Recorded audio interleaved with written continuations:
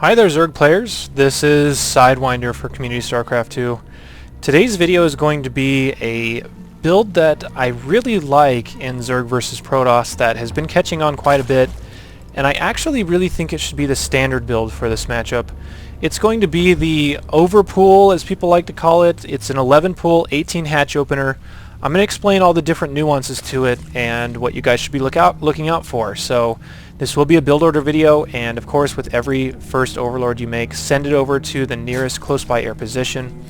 By the way, we're going to be watching Nesty perform this, and he's fighting Naniwa from BlizzCon 2011. So I'm going to show you guys exactly what you want to do. What you're going to do is you're going to make 10 drones right off the bat, as we can see from the income tab. He's on 10 drones, supply as well. You're going to make 10 drones, then you're going to make an overlord on 10 supply. So you're going to be supply capped before all this, but in response to it, what you're going to want to do is take one of your drones. When you have about 75 minerals, you're going to place a gas geyser, start another drone, and then cancel that geyser. And this is going to put you at 11 out of 10 supply. What you're going to do after this is you're going to bank minerals. You're going to bank minerals up until 200, and you're going to take your spawning pool on 11. And, excuse me, that's Naniwa's supply. This is Nesty's supply. So you're going to take your spawning pool on 11, and plop, there it goes. Let me explain why you want to do this, and let me explain common misconceptions.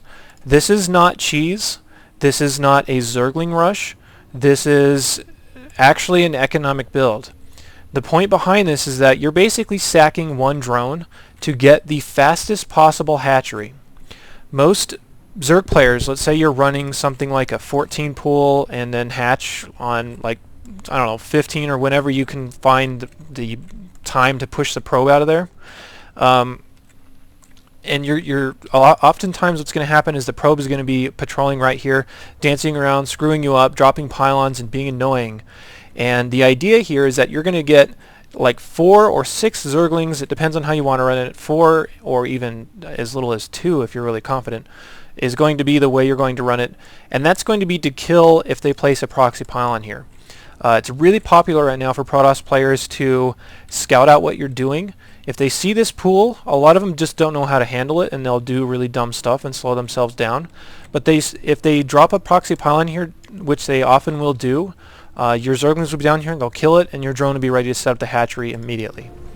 So that's essentially what the purpose of this build is. I'll run through the rest of it as Nesty runs it and show you from the Protoss perspective what the idea is behind what they're scouting. So most Protoss players are going to go, if they forge expand like this, which is so popular, they're just going to forge expand, and then they're going to see what the timing is of your pool. If they come in here and see this pool about halfway done at about 2 minutes and 15 seconds, that's a little unsettling. So they're going to try to bug you just a little bit, but they want to check out to see if this is actually going to be a Zergling rush or if you just want a fast hatch. So again, Naniwa is going to go down here and patrol this probe here just to bug the hatchery. And I know you Zerg players that have been in this situation before are just like, God, I hate these stupid probes. I wish I'd just get out of my way. And that's the point behind this. Nesty only makes 2 Zerglings, and he makes a queen immediately afterward. You can make 4 if you've stored up your larva correctly. You can also notice that Nesty did start an overlord so that he could make out that queen as soon as possible and not get supply capped at 18.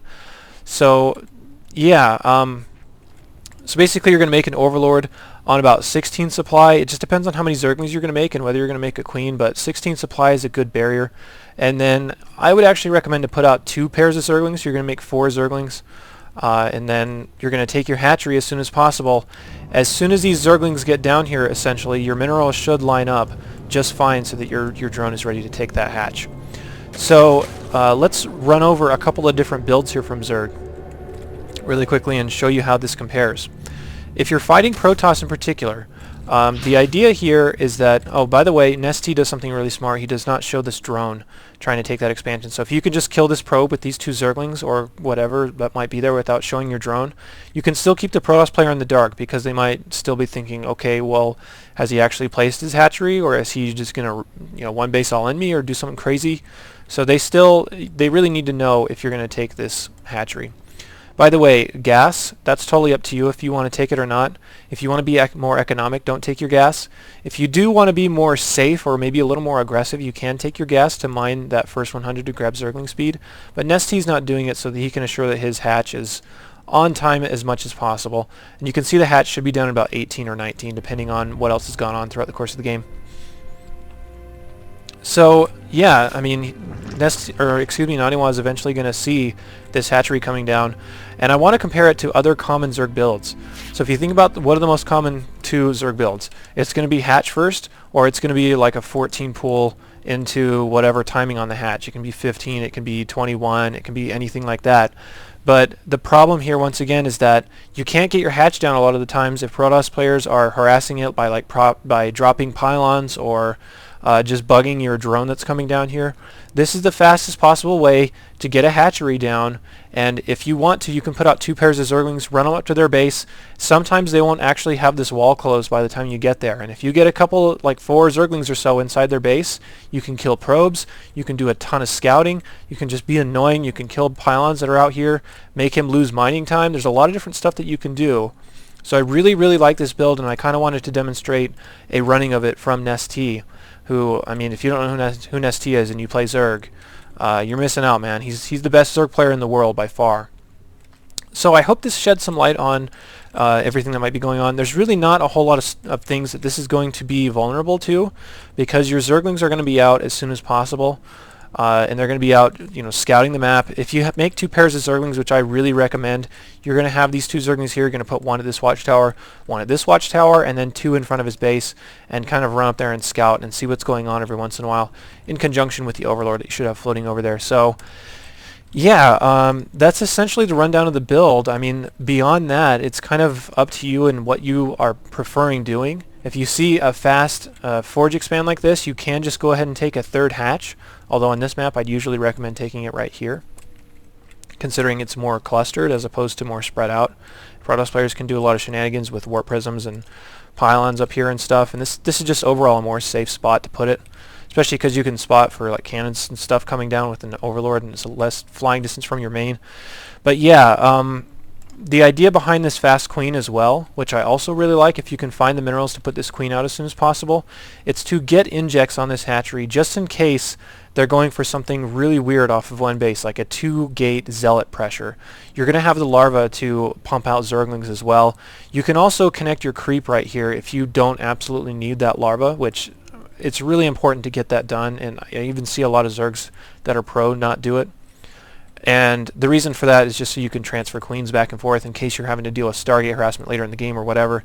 But yeah, I mean, Zerg is definitely the reactionary race, and you're not going to get a ton of full build orders. But this is the Overpool, also known as the 11pool 18hatch. It's the fastest guaranteed possible hatch in ZvP. So I hope you guys enjoy that build. Definitely run it in your own matchups because it's really efficient. It can catch a lot of Protoss players with their pants down. You can get in their base a lot, even if they're going for something like a gateway opener. So yeah, I hope you guys enjoyed that. Stay tuned for more videos, and I'll be back soon. Thanks.